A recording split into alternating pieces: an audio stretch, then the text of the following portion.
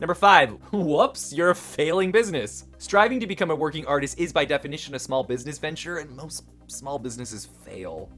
Living your dreams requires a living wage. Certainly one of the main goals for many on becoming a working artist is to get paid to do the thing that you love, right? Plot twist that you saw coming a mile away. Arts fields are notoriously undervalued and underfunded, which leads to exploitation and low to no starting wages.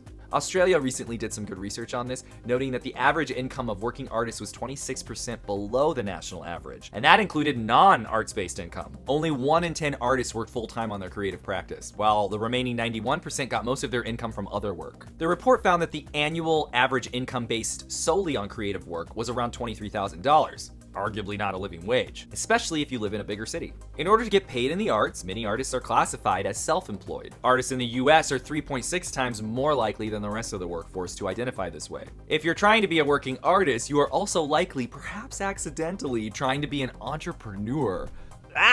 No. That usually means wearing more hats than is fashionable. You may now feel obligated to run your own media organization through social platforms, research and apply to endless amounts of funding and exhibition opportunities. Sell yourself or your products to people in offices, at parties, and over dinner. You wanted to be an artist and are now just trapped again in the hustle culture dystopia of late-stage capitalism. Blech. According to the IRS, self-employment means you are the sole proprietor of a business. The Oxford Dictionary defines an entrepreneur as, yes, a person who operates a business, also that they take on greater than normal financial risks. Even Oxford knows with the systems in place.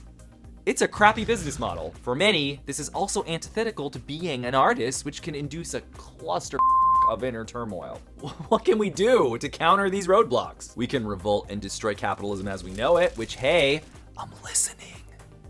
Just might take a little time though. So in the interim, we can reimagine many common obnoxious marketing tactics. Something that helped me is realizing that branding is really just an expansion of the creative self-expression you're already doing every day.